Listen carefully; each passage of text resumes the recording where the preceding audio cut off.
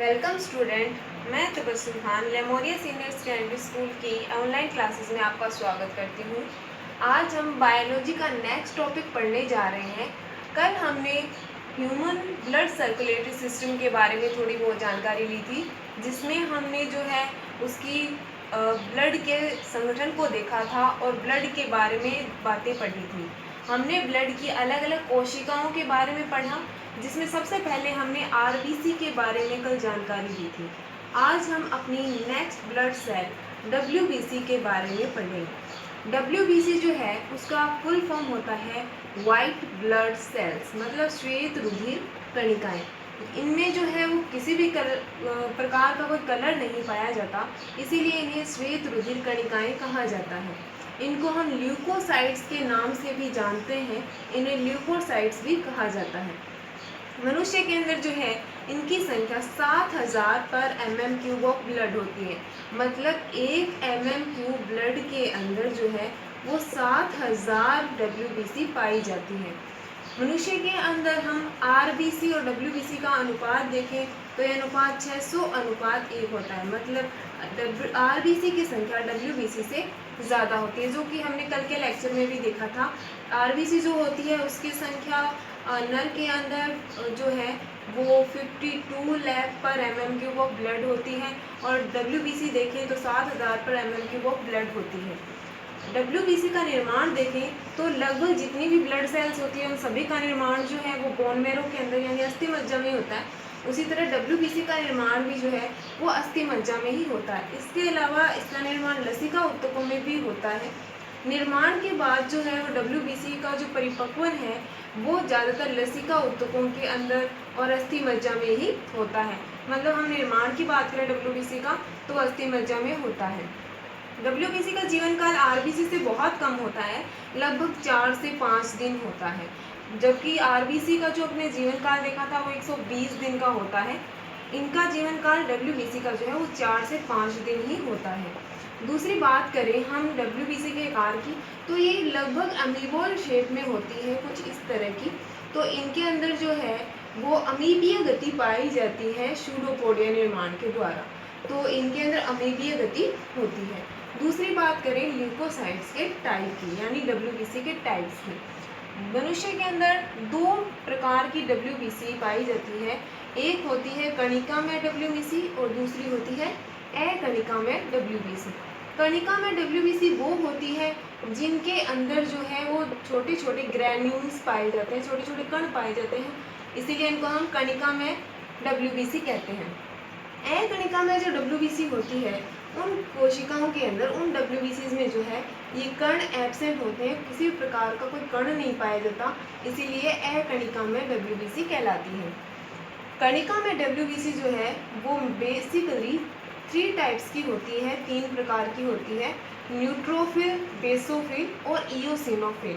और अकणिका में WBC 2 types की होती है, लिम्फोसाइट एंड मोनोसाइट। हम इनके आगे डिटेल से पढ़ेंगे इनको आगे। इनके अंदर हम देखें तो सबसे ज़्यादा होती है न्यूट्रोफिल, और अकणिका में देखें तो सबसे ज़्यादा होती है लिम्फोसाइट्स।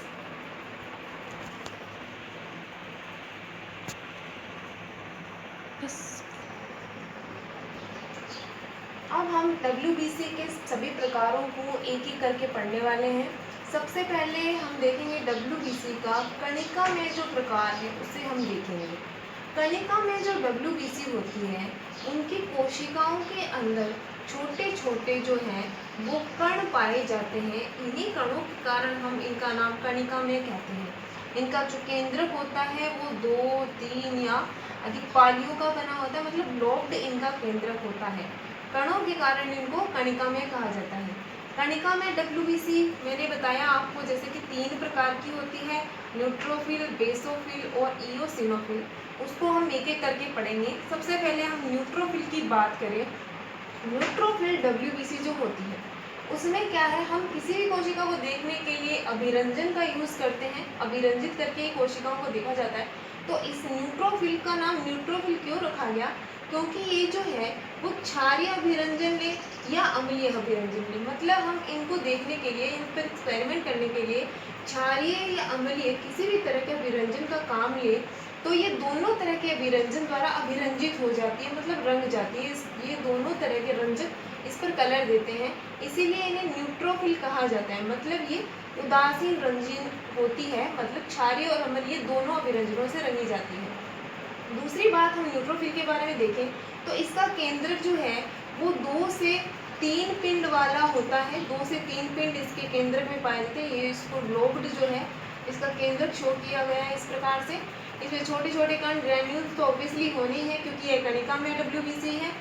ठीक है, अगली बात करें तो न्यूट्रोफिल की संख्या की बात करें तो टोटल जितनी WBC है उसका 62%, उसकी 62% WBC न्यूट्रोफिल ही होती है। मतलब ये संख्या में सबसे ज़्यादा होती है। एक प्रोसेस होती है डायापिडेसिस। ये जो डायापिडेसिस या कणिका पारण की प्रोसेस है ये WBC द्वारा शो की जाती है। डायापिडेसिस होता क्या है ये देखें तो ये जो WBC होती है ये रक्त वाहिनियों की भित्ति वगैरह में जो है वो इस तरह से जो है अमीबीय गति प्रदर्शित करते हुए इनके अंदर प्रवेश कर जाती है। मतलब रक्त कोशिकाओं की भित्ति को पार करके उनके अंदर चली जाती है, इसीलिए इसे कणिका पारण की प्रोसेस कहा जाता है। WBC का कोशिकाओं की भित्ति पार कर उनके अंदर चला जाना कणिका पारण कहलाता है। और न्यूट्रोफिल जो होती है वो ये गति प्रदर्शित करती है। दोबारा हम न्यूट्रोफिल की बात करें तो ये दोनों क्षारीय और अम्लीय अभिरंजन से अभिरंजित होती है, मतलब ये उदासीन रंजी होती है। इनके अंदर जो इनका केंद्र है वो 2 से 3 पिंड वाला होता है। 62% टोटल WBC की होती है और ये कणिका पारण प्रदर्शित करती है।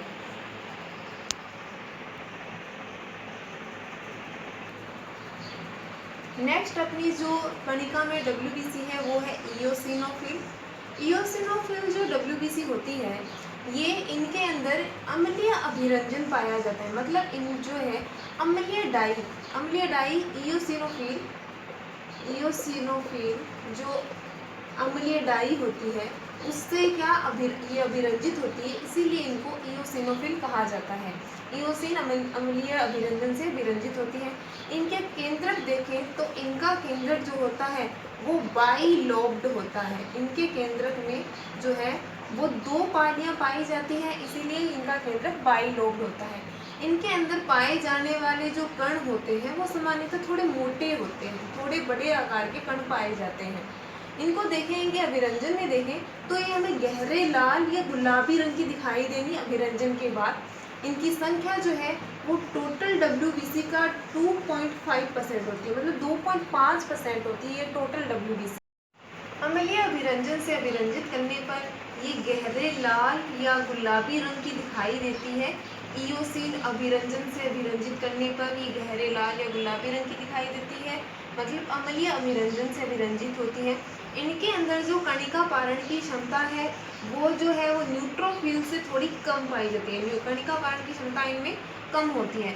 जब भी मनुष्य में किसी भी तरह का कोई बैक्टीरिया शरीर के अंदर जाता है या कोई भी एलर्जी की दशा होती है तब एलर्जी वाली दशा में ये इयोसिनोफिल अपनी संख्या बढ़ा लेती है और उसके अंदर गए हुए जीवाणु या किसी भी एंटीजन के प्रति जो है वो अपनी क्रिया प्रदर्शित करती है। मतलब एलर्जी की दशा में इनकी संख्या बढ़ जाती है क्योंकि ये एंटाहिस्टामिनिक गुण रखती है। एंटाहिस्टामिनिक गुण रखते हुए ये जो है वो एलर्जी के प्रभाव को कम करती है।